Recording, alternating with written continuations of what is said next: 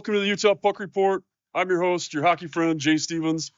Here we are, episode 501, and it's amazing because we keep getting, like, Tyson, I got to tell you, like, I'm trying to play it cool, but I've been a fan of yours for a long time. Really? Like, I followed your career.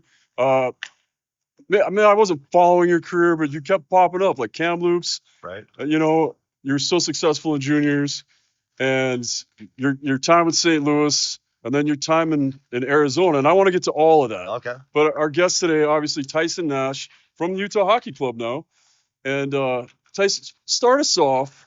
A lot of our audience is new. Like, I have the hockey audience. Yeah, I've heard that. And then, so I've got the diehards, and now I've got a lot of people that are, like, getting into it and starting to really like hockey. Right. So can you just give us a little bit of your background? Well, I obviously grew up playing hockey. Lucky enough to live every hockey player's dream, right? Which is playing in the National Hockey League. Very blessed. Wasn't very skilled, wasn't very talented, but I found a way somehow. I found a way to. Yeah, most not talented people find a way to get in the NHL. Yeah. So it was a dream come true. I've been playing hockey since I was 5 years old. I grew up in a small little town outside of Edmonton called Fuhr Park. Oh, yeah. Not much else to do really in the winter besides playing hockey, outdoor rinks on the ponds. It's kind of where it all started for me, right? That's where I learned to play. Grew up watching, the legends of the Edmonton Oilers was my favorite team. My dad worked for CN Rail. And one of the perks of the company was getting season tickets. So he brought me or my brother, we alternated. So I saw Wayne Gretzky in his heyday, Mark Messier, Yari Curry, Paul Coffey, like some of the best to ever lace them up. Grant Fuhr, who actually ended up being my first NHL goaltender in St. Louis with the Blues. So imagine that. Yeah. Grant Fuhr, that mask, he was a legend. He was every kid's, hero, obviously, watching the Oilers growing up. So went off when I was 15 to play junior hockey for the Kamloops Blazers. We had one heck of a team. My goodness. I was, again, very blessed to play with some really good players. Got drafted, which is another dream come true for every kid, even though I was one of the last picks in the draft, which was, good and bad, kind of fuel for the fire, Yeah. But the Vancouver Canucks, they took a chance on me, and very thankful. That's amazing. I've got a Grant Fuhr story for you too. This is kind of funny because the first hockey game I ever watched, the first NHL game I ever watched was Edmonton versus Philadelphia. Okay. And it was Hextall versus Fuhr. And I'm like, I want to be a goalie. And I'm older. So I didn't get into hockey till I was late, like 14, 15, 16, right? So I'm watching these guys play. And so those were my idols. Those were my first people I really looked up to. And then fast forward to, I don't know, 10, 15 years ago, I'm e-bugging for the Utah Grizzlies in the American Hockey League. Oh, no way. Emergency goalie? Oh, yeah. Yeah. I should be getting your autograph. Oh, right, yeah. So cool. Oh, man, I've got dozens of minutes played. Yeah. But so I'm e-bugging in a practice for Mike Smith, who's injured that day. Yeah. When they were the Arizona Coyotes farm club. Right. And I see a goalie coach get on the ice, and I'm looking at him. And he's over working with I can't remember who the other draft pick was at the time, but he's talking to the other goalies, and then he comes over to me, and it's Grant Fuhr. And so there I'm standing, and as shots are coming in, he gets behind me as people are actively shooting, and he's just in a tracksuit, and he's pushing me further out. He's like, "You got to challenge more." And I'm like, I just turned to one point. I'm like, I'm 40 something years old. I feel like I just don't want it to hurt. I'm not going to get any better. Like, you should just stay over there. But I mean, just the honor to be on the ice was such a legend. It was just amazing to me. He was critiquing your form. Yeah, and I was telling him, I'm like, but if I go clear out here, I got to go clear back. Yeah, and I'm like, that's a lot of energy. This guy is an absolute legend. Yeah, like, obviously I played with him, so I have a relationship with him. But you're like, when he's one of your idols, right? Yeah. And you grow up, but then you actually get to meet one of your idols, Yep. and they're good humans. Like, they're unreal dudes. Like, it's just that much better of an experience, right? And he was a beauty. What a goaltender. I kind of got him at the end of his career, but oh man, he was just legendary. Yeah, man, I just worshipped that guy. And Hextall, completely different style goaltenders. Yeah. So I tried to be, I like Grant Fuhr, but I like to hack everybody like Hextall when I was playing. Oh yeah. So fast forward a little bit, and forgive me if you've already talked about this a lot, and I know we're midway through the season, But as a former Coyote, you've watched kind of the turmoil. But like I was a Coyotes fan too, and my son played in the Sonoran League. Okay. So we were at a lot of Coyotes games. His first ever NHL game Yeah. was a Coyotes, I think Edmonton. No, it was Detroit. That is my son. My Yeah. producer's my son. Oh, okay. And so he was playing in those games, and so I took him to Coyotes games. We go to Coyotes games all the time, and I was a big fan, and I saw the fan base there. I saw how deeply rooted those fans loved that team, and I got to be there from the beginning when the team got there from Winnipeg. So as a player, as a fan, you see the turmoil that's going on. What's going through your head when the rumors start going? Because there was always rumors, right? I mean, when wasn't there rumors, right? I mean, Right. literally, I got traded there from St. Louis Blues back in '02, I believe. And even as a player, like, we were in pretty good hands then because we played in the old rink, a similar rink to Delta Center, where it had, obstructed views on the one side. Those are the seats I always got. Yeah, so you guys I can afford those. familiar, but it was brilliant because they used those seats as like, like they call it like the wolf pack or Yeah. something, right? Like, and it was kind of a big thing, and they're discounted tickets, and it was the diehard fans that would show up in that section, right? Drinking beers, having a good time, all that stuff. And then when we moved out to Glendale, when the new rink was built, I mean, this place was in the middle of nowhere, Yeah. right? I mean, it was literally in the middle of a farmer's field. And I know the city ate some of the cost and built the rink and paid for it and all that stuff, but it also cost them in the end, right? Right. It's all about location. I don't care what industry, what business you're in. You put something in the wrong location and it will kill you. And ultimately, that's what happened, sadly. We did have a great fan base. They are very passionate about hockey in the desert. And I think one day they will get a team back because it's one of the best cities in America. Yeah, There's truly 70 is. million people there. The sun shines. I mean, every Yeah. player in the world, they go there for either All-Star break or Olympic break or any break that they have. They're going to Arizona. Go right? find the sun, find the Yeah. golf. So imagine if you could play, with a great owner. And that's been the difference for me is that, Ryan and Ashley, the ownership group, I mean, is second to none. And that's ultimately the foundation, right? That's your leadership group. And this Utah team has never been in better hands. And that was kind of an issue in Arizona. It was, ownership issue after ownership issue after mistake after mistake. Yeah, it seemed like it was. Is it kind of bittersweet though? Or do you just hold out that hope that, hey, Arizona's going to get a team again? Because it's part of your legacy, right? That's part of where you were. Yeah, I mean, I am so super happy, right? Yeah. For everyone in Utah, the state, the city, Ryan and Ashley, the entire thing, because they deserve a team here, and hockey belongs in Utah. It really does. And people don't really realize, and they don't give Utah enough credit that they're like, oh, it's new in Utah. I'm like, it's not new in Utah. Like, hockey's been here for a long, long time. Like 50 plus years. Yes, yeah. Right. Yeah. I mean, you've had our farm team was here for years Yeah. in Arizona.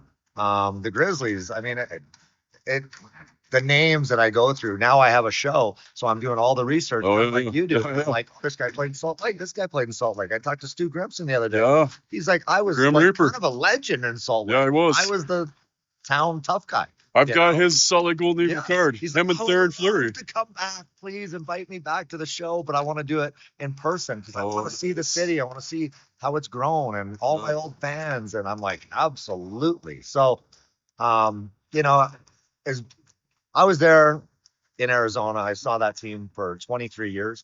The team was there for 28. And as players, as media, I put a lot of time into the grassroots, right? Learn to play. Building relationships and to see that all being ripped up and have the team move was it was gut wrenching. It was hard to see, but you also realize that these players, you're playing in the mullet. What did you think that was going to happen? Right. I mean, it's a 6,000 seat arena. I mean, you play your whole life. It's your dream to play in a building like the Delta Center where there's 16, 18,000 people screaming their heads off. That's the dream. Not 6,000 people. And it's funny because talking to Josh Doan about it too, right? Like, all right, you grow up in Arizona, you play at Arizona State, you play in that building that sells out for college, and then the next year you're playing your NHL game there, and there are seats available. Yeah.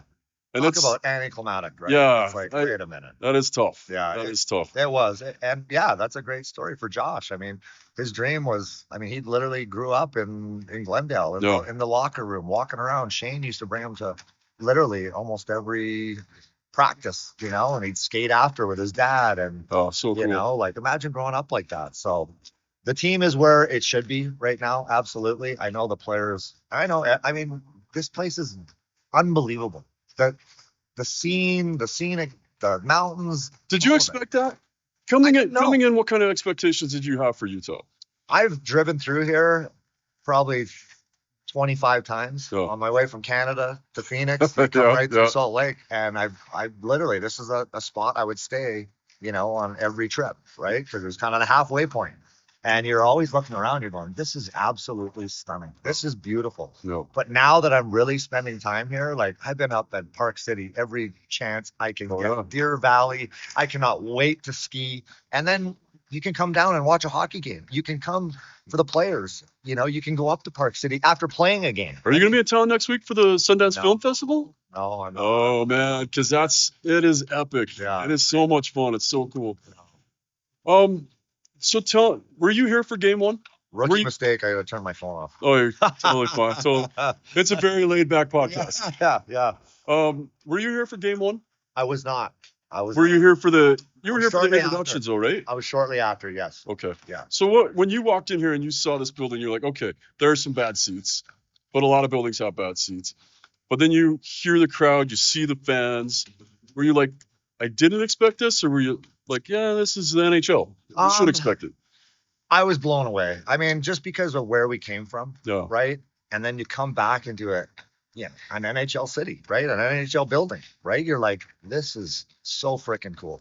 This is what it's about. And even the players, like, and there's no stone unturned. Everything has been like beyond first class here. That's how Ryan actually run, right? That locker room is ridiculous. It is so nice. It is, everything they touch is gold. Yeah. But the players are walking around, they're like, oh my God, this is amazing. But like, we're all like, well, yeah, but this is the NHL. This is what everyone I guess you shouldn't be surprised. You haven't had it for 2 or 3 years or longer. Sad, yeah. And it's really sad, right? And it hits home. And again, that's the point for me that I'm like, I get it. That's why the team, that's why Gary Bettman had seen enough and had to move the team. Yeah, it makes sense.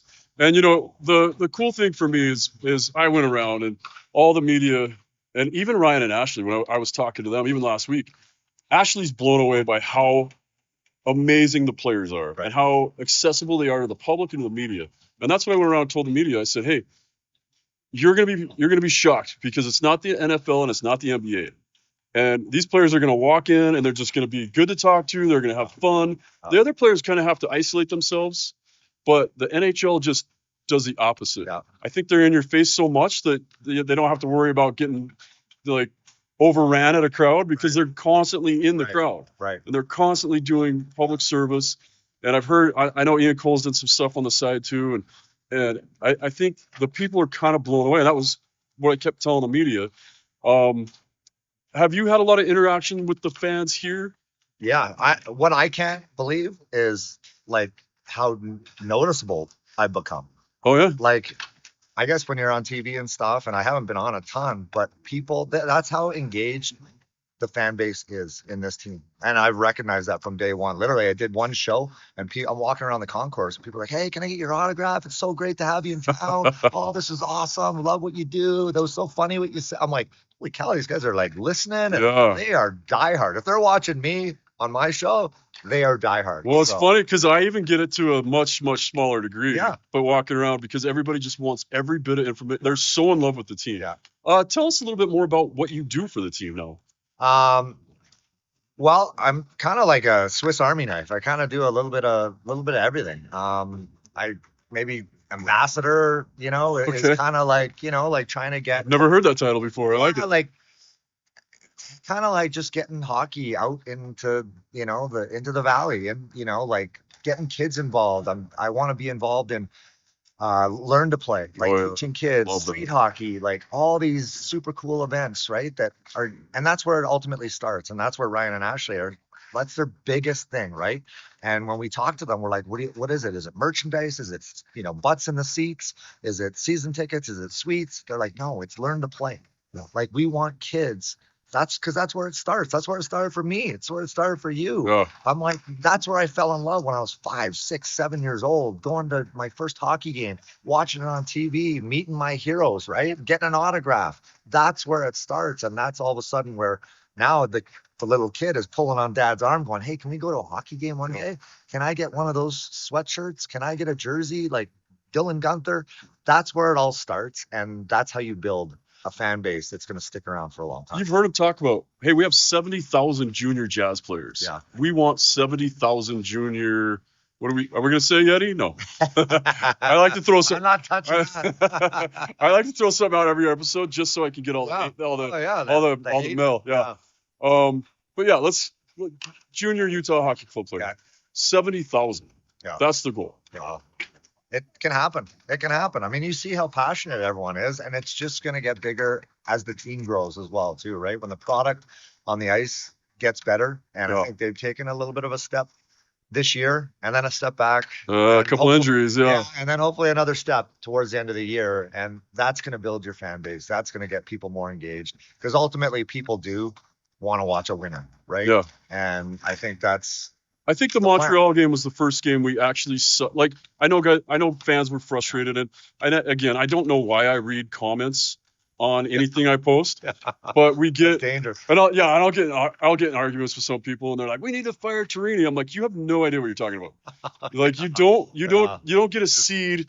Like, we have all these amazing seeds. Yeah. We planted this amazing garden, and it's gonna grow. Yeah. Right." Yeah. And we brought in a master gardener to help grow that garden. Yeah. Oh, I like just I'm because stealing that analogy. Just because good. It took me a long time to come up with that. I kept thinking of different ones. I think my wife might have come up with it, but I'm going to take credit for it. But anyway, so the other night was the first night I really heard frustration coming out of the crowd because we had that game, but we finally get Marino back.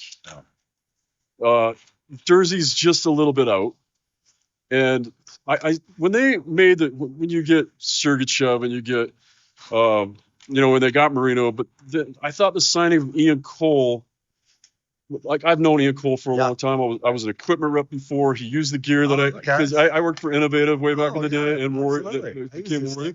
Yeah, I know you did actually. Actually, you used one of them. I repped a lot, but so when you see that signing and then you see how important Cole has become, and you see that part of it, do you start getting a little bit more excited? Like, hey, once we actually have our ideal starting night roster out there with all those players, do you think this team makes the playoffs? I think I pray they play meaningful games this year. I mean, it's going to be tough. It has been tough. Yeah. You deal with injuries like that to key players, like on your back end. Defense is everything, right? Goaltender defense is everything in the National Hockey League. If you don't have it, you got nothing. You got no hope. You can put a Band-Aid on things for a while, but eventually it starts to seep, right? And I think that's kind of where we're at right now is a lot of guys have been overused, overplayed. Yeah. That injury to Sean Durzi was so crucial, was so bad. And then you throw in Marino on top of that, right? Yep. But I think everyone together, to your point, next year I'm really thinking that playoffs is a massive not a wild card, but a massive possibility. Yeah. Everyone's a year older. Logan Cooley, Clayton Keller another year on, with the captaincy, the C on his jersey. Dylan Gunther is, amazing. You guys have seen a snippet of it, how good these kids are. And that's what I get excited about is what they have coming up in the pipeline. Josh Doan, all that stuff. I never answered your question about my show. Yeah. Let's get to that. I want to hear more about that. So my show, and we're gonna have players on. We're having Dylan Gunther on tonight. Okay. Which is the game against the Rangers. I don't know when this is gonna air. So, this airs tomorrow, but that's fine. Yeah. So Dylan Gunther is gonna be coming on the show. We're gonna do a lot of that throughout the season. Cool. Get the fans an opportunity to meet the players, right? Yeah. To hear stories, like deep dives into their childhood, where they learned to play, most importantly. And that's what it's kind of like the Pat McAfee, Peyton Manning cast. Yeah. It's called the Nash Cast. So you guys got to tune in. It's a ton of fun. They always want us as media and broadcasters to tell stories. Well, you can't tell a story on a broadcast because there's no time. Yeah, they give you, happens so you got fast. 45 seconds Right. to say, yeah, You got there's no 10 way. seconds after a goal. Yeah, yeah. How can I tell a story? Well, Ryan and Ashley came up with the idea, and they're like, we want story time with Tyson. Basically, is what it's about, Yeah. right? We want to hear all the stories, and I think it's absolutely genius for fans now to be able to have the old-fashioned broadcast, or they can switch to the Nash Cast and have an opportunity to watch, live stream the game. You can still watch it while you're listening to Hall of Famers, like superstar, current, former basketball, hockey, actors, singers. Like I am going to have it all Very cool on the show. So it's super fun. Yeah, that sounds awesome. So, and where's that available? How do So is that's it on the app? It is on the app. Yeah, it's SEG Plus, HC, all the stuff, right? All the outlets. Yeah, okay. You can find us front and center on the Utah Hockey Club app. It's a streaming service. I think it's cheap right now. I think they're pretty much just giving it away. Which, get them addicted. Yeah, get them addicted. Get them very involved. Cool. So yeah. Very cool. Well, I'm excited about it. I know you're a busy person, and I can't thank you enough for being on the show. I'm really looking forward to seeing what happens tonight against the Rangers, and then the Blues coming to town. Yeah. My old your alma mater, I guess we could call it. Yeah. Do you ever have mixed emotions when you see the jersey you wore for so long playing against the jersey you're repping now? When I was a player, it was really hard, right? The first time you play the Blues, right? I get traded to Arizona. All of a sudden, you're playing the Blues a few nights later. Actually, the home opener of our next season. I got traded at the draft, and our first game was against the St. Louis Blues. And I'll tell you what, it was the weirdest feeling because you're like, oh my God, that's a jersey I put on for the last 6 years, and now I'm on the other side, right? Yeah. But your new team, you get it acclimated real quick. And it's been no different for these guys coming from Arizona, coming to Utah. The players, and I'm telling you, they absolutely love it here. They love it. That has been my experience with every player I've talked to. And of course, I'm the media, so they're going to say whatever, but you can tell. You can tell they love it. And, and I appreciate everything that you bring to the table. Like I said, I watched you as a player. I've listened to you as a broadcaster for a long time. I've always appreciated. I'm best on mute.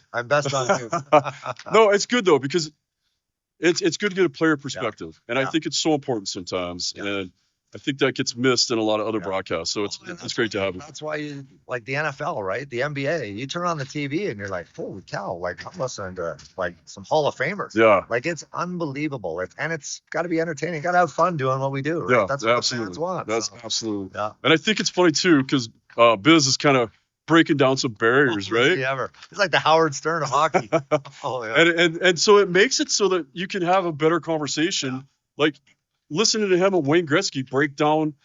And I watched him last night. Gretzky at one point says, "Oh, it's too bad that they started taking penalties because they had such a good period, and now it's going to be tied by the end of the period." And it was right. Then he nailed it. Yeah. And I'm like, man. And I had the honor one time. I watched some prep school games, and I sat next to JP Parisi, and I listened to him break down hockey, and I go, I don't see any of it. Yeah. I don't. Yeah. I thought I was a scholar of hockey. Yeah. It's my religion. Yeah. And to sit down with somebody like that, and somebody that grew up playing the game, and that's why I think Olchuk's such a great fit too. Yeah. Is because when it's in your DNA, you just see it differently. Yeah. And it's amazing. I think that's what you bring, and that's why I think your podcast is going to be super exciting too. So I'm pumped to watch it. I appreciate it. Yeah. I used to always say, like, I've been on 1,000 flights, but it doesn't mean I can land the plane, right? Right. And it's different when you get a perspective, because I always say to people who think they know hockey and all this stuff, and they're critiquing it and they're doing this, I'm like, yeah, but you don't understand. I go, you don't know what it's like, because we can fight. And fighting was the scariest thing and the hardest thing for me to overcome, because I wasn't a great fighter, but because you could fight and you have to be accountable. Yeah. So now you played hockey before maybe, but you played the NHL. Have you stood on the blue line during the national anthem when Bob Probert's on the other side, when Joey Kozer's on the other side, when Darren McCarty, Matthew Barnaby, Theo Fleury? Have you played against those players? Every second night you're playing against the best players in the world. Yeah. Right? You can't take a night off. You're scared to death every time you lace up the skates. Or the night before, you're trying to sleep, knowing that you were an idiot the game before And Darren Someone's gonna hold McCarty you wants to accountable. rip your head off, you know, in the next night, and you know it's coming, right? Yeah. So that's what you have to deal with, the emotions of it, which is very difficult. But that's why a player's perspective, I think, is so important. Yeah, I agree 100%. Okay, well, thank you so much for your time. Thank you. And we'll find that on SEG Plus. Yes. I think we make a push for the playoffs. With you. I think within the next couple of weeks we get our guys back. I think the St. Louis Blues become our rival. I think the Calgary Flames become our rival because we're going to be fighting for that We gotta wild take card spot. the Flames are going down. That's who we got to chase. One more question before. Do you think we make a move at the deadline? I think it all dictates on what happens in the next 2.5, 3 weeks. We're deep on prospects. Yeah. Too many to sign. Yeah. A lot of other teams got to be looking at it like, hey, 1,000%. look at that shopping cart over there. It's full. Yeah. Yeah. Ours only has one in it, but we could give. But I think it'll be difficult. And I think that's what I was talking to a good friend of mine who's one of the head scouts for the Dallas Stars. And he said, we're waiting on all the teams. Everyone's in it right now. Yeah. Everyone thinks they may have a chance, right? Where last year, like there was teams that were out of it after November. Yeah. Right. So you're like fire sale. Statistically, that's what it is. Like by Christmas, you know where you're at. Yeah. And the West is so crazy this year. Yeah. So I think it'll be a couple of weeks for sure. So hopefully Utah can, get some points under their belts and make a push and meaningful games. That's the key, right? For these young players to learn what it takes. Because right now is the dog days of the National Hockey League. Anyone can have a great start, right? Or a great finish. But it's the grind. It's the in-between that you have to get to. It's like redlining. It's like the fitness test. They get you to, the redlining. The RPMs are high. Who can stay there? If me and you are running on a bike or on the ice and we're redlining, who can stay at that level the longest is the team that makes the playoffs. So is that going to be youth or is that going to be experience? I think it's a combo. Yeah. I think it's a combo. And a lot of time it's experience. Man, I can just keep the old guys. I have like you're 10 a more. Firefighter, you know. I do know. You guys, you may not have the quickness or the strength anymore, but you have it up here, right? And here. Yeah. And you know what it takes. Yeah. So. It's true. I have a million more questions. I'd love to break down the game with you some other time during the season. Anytime, have me on. All right. Yeah. Tyson Nash, NHL legend. Former Coyote. So I think it's important to have you here, and we've just loved having you here. Yeah, thank you. That is the Utah Puck Report. Thanks for joining us for another episode of the Utah Puck Report. Please like and subscribe wherever you get your podcast. Rate us, leave us feedback, let us know what you want us to do better. Big thanks to our sponsors, Only Crowns. Love having a dentist sponsor for the hockey podcast. Check them out at onlycrowns.com. Thanks to KSL Sports, the Utah Hockey Club, Madison Miller, and Tegan Stevens for producing. And thanks to the American Hitmen for that awesome intro song. We'll see you next week.